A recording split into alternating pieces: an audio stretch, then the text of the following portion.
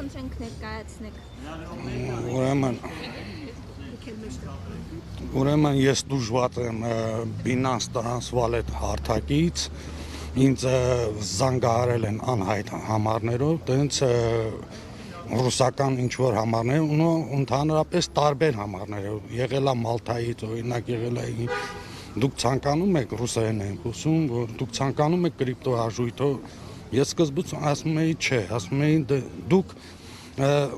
չէ որ դիմել եք մեզ, ասեցի ես հնարավոր է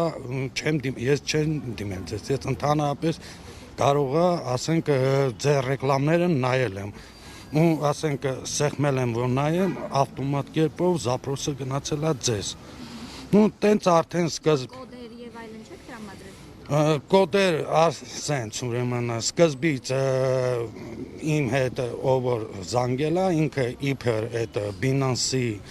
աշխատողը ներկայացել է որպես Binance-ի աշխատող, ասենց ասած ճակերտներում օպերատոր, այսինքն ինքը հավաքագրում է, ասենք կրիպտովալյուտայի, այդ ով ցանկանում է զբաղվի կրիպտովալյուտայով դասընթաց անցկացնելու համար։ Այնուհետև երկրորդ անձը, հետո երրորդ անձը արդեն որը որ տրեյդեր է կոչվում Մաքսիմ Եֆրեմով։ Ինքը սկսեց կապվելը ու բացատրել, որ սկսում ենք, ասենք, եթե ցանկանում եք $100 ներդնեք։ Ես սկզբից ասում էի, չէ, չեմ ուզում ներդնեմ, ասին, խի, բայց դուք սեղմել եք։ Ու այնուհետև իրանք ինձ ասեցին, արխայի մնացեք, ես իրանցից հարցրեցի, ունեք դուք լիցենզիա, ասին, հա, ձեր Հայաստանի Հանրապետությունը մեզ լիցենզիա տվել է, խնդիր չկա, արխային կարող եք դուք նայեք, ասի, բայց որտեղ նայեք, ասեց Binance-ի այդ կայքում նայեք։ Իսկ այդ ժամանակ կասկածներ չունեիք, որ դա խաբեություն է։ Կասկածներ, ասենք, կասկածներ կար, բայց նախքան այդ կասկածները, նախքան ինձ հետաքրքրել է կրիպտովալյուտայով զբաղվելը, երևի բոլորիդ մոտ է Facebook կա, Facebook հարթակում, ասենք, ռեկլամներ ալնում, գովազդներ ալնում, պետական պաշտոնյաների կողմից, ասենք, ինչ-որ, ասենք, Պետական պաշտոնյայի մոտ եք առաջին դեմքերից, սենց ասած, վարչապետ Նիկոլ Փաշինյանի կողմից, ես մի քանի ամիս առաջ վարչապետի մոտ կրիպտոյի մասին գովազդի։ Ոչ,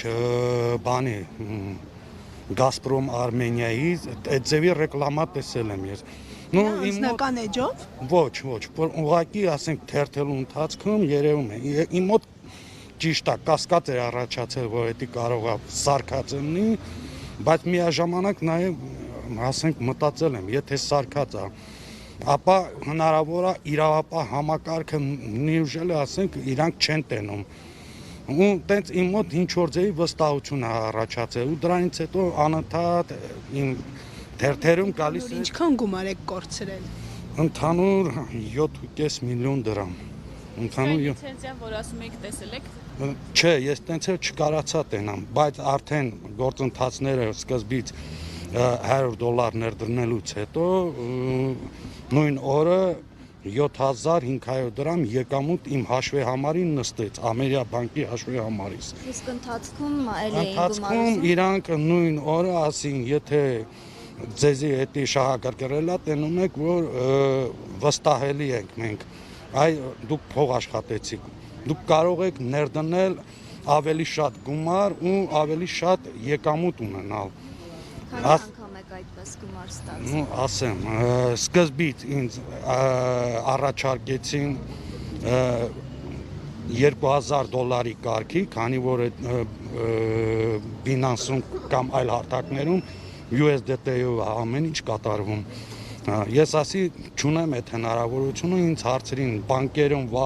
վարկեր ունեք եւ այլն, սև ցուցակում կա, ասի ոչ։ Ասեն դե փորձենք, նշեմ նաեւ որ իրանք կարողացել են իմ հետ միանալ WhatsApp-ի միջոցով նաեւ, WhatsApp-ով է ամեն ինչ կատարվում։ Իրանք կարողանում էին WhatsApp-ով, ասենք իմ հեռախոսում ես ինչ թերթում էի, տենայի։ Փորձեցիք հետադարձ կապով իրենց հետ կապնվել։ Հետադարձ կապով, ասենք, ես արդեն երբ որ հասկացել եմ, որ ինձ արդեն սենց ասած թալանում են, իրանց օգնությամբ Ամերիա բանկից օնլայն կապով 5 միլիոն դրամի վարկ ես ուզեցի, Ամերիաբանկը հաստատեց 4 միլիոն 440 հազար։ Ու նույն վարկյան Այսինքն իրենք ինչ արեցին։ իրենք ինձ օգնեցին, ոնց ես դիմեմ on-line կապով Ամերիաբանկին, քանի որ ես Ամերիաբանկի հաճախորդ եմ։ Հա։ Ինչ էին անում, ասում էին ինչ փաստաթղթեր է հարկում։ Ոչ, ինձանից ոչ մի փաստաթուղթ չեղավ։ Ինձ իրանք WhatsApp-ի միջոցով ասում էին Ամերիաբանկի հավելվածում, մտիր այս էջը, մտիր այն էջը, վարկային բաժնում ես խփեցի, ասին սկզբից որ պայմանավորվել էին 1 միլիոն, ասեց 5 միլիոն։ Ես զգաստացա, ասի 5 միլիոնը եթե խփեմ, բա որ չստացվի, ինձ վստահեցրեցին, որ ստացվելու է, գարանտ ենք կանում, երաշխավորում ենք, եթե չստացվի, այդ գումարը ձեզ ենք տալու մենք, իմ կրպանից տալու ենք։ Ինչպես ստացվեց, որ ոստիկանությունում ձեզ վիրավորեցին, ասացին, բա գլուխը տուր էր, որ նման գործեր։ Քնչական մարմիններում է, թե քնչական մարմիններում է, թե ներքին գործերի նախարարության դիրքում է։ Քնչական մարմնում ասեցին, բա ուր էր ձեր գլուխը, որ այդքան գումարներ դրեցիք։ Ես էլ ասեցի, սաղից մոտ էլ էդի կարողա պատահի։ Հիմա ես ձեր հետ չեմ ուզում, ասենք դրա պատասխան ուրիշ ձև տամ, ասի սաղից մոտ էլ կարողա պատահի։ Հիմա տենց է, որ ու այդպես էլ ասենք ստացվեց, այդ 4 միլիոն 440 հազար բանկը կես ժամվա երևի չտևեց, on-line-ով որ դիմել եմ, հաստատեց ու կրիպտովալյուտայի մեջ էլի այդ նույն տրեյդեր Մաքսիմ Եֆրեմովի միջոցով դրեցինք Binance-ում տրանսվալետի միջոցով այդ գործարքի մեջ ու նույն օրը իմ Binance-ի հաշվի համարին եկավ $97,800 ու որ այդ օրը պիտի ինձ իմ հաշվի համարից այդ գումարները փոխանցվեր տրանսվալետ կոչվածից զանգեցին, ասեցին մեյլով ավելի շուտ, ասեցին, որ դուք չեք կարող այդ գումարները կանխիկացնել, քանի որ դուք սկսնակ եք, դուք պետք է X գումար, ավելի կոնկրետ 1952 USDT մուտք գործեք հաշվի համարին, որպեսզի տրանսվալետը թույլ տա, տրանսվալետն էլ իբր այդ կրիպտովալյուտաների այդ ֆինանսական վերահսկողության ինչ որ տենց օպերատոր է կոչվում։ Ճիշտ ենք հասկանում, որ ձեզ հավատներ շնչել է այդ սկզբի 7500 դրամ քարտին նստելը։ Իհարկե, այդ է մոտ հավատներ շնչել, հետո սենց ասած վարկը վերցնելուց հետո ես ստիպված արդեն իմ խնայողություններից սկսեցի $1952 ամեն անգամ մտցնելուց մի տարբեր պատճառաբանություններ արդեն որ իմ մոտ ստրեսային վիճակ էր, չէի կարողանում, դա մի 5 օրվա ընթացքում էր։ Ես արդեն հրաժարվեցի շարունակել։ Իրանք ինձ տրանսվալետից ինձ իր պասպորտի կոպիան ուղարկեց, իբր զեղծարարչի, բայց ես հրաժարվեցի, հետո ես հետաքրքրվեցի, ասենք Ռուսաստանում ապրած անձնավորության ցույց տվեցի այդ կեղծ նկարը, ավելի շուտ այդ նկարը իմ հեռախոսի մեջ, մինչև հիմա կա, ասեց էսի կեղծ է, որովհետև ռուսական պասպորտներում չկա սենց, ասենք այդ ալիքաձև ինչ որ բաներ կա տենց, էսի կեղծ է, տեղ արդեն ես հասկացա, որ զեղծարարության զոհ եմ գնացել։ Իսկ երբ հրաժարվեցիք, ինչ արձագանք ստացաք։ Ում կողմից։ Իրենց կողմից ասեցին, եթե դուք վերջին այս 1100 USD-ն չմուծեք,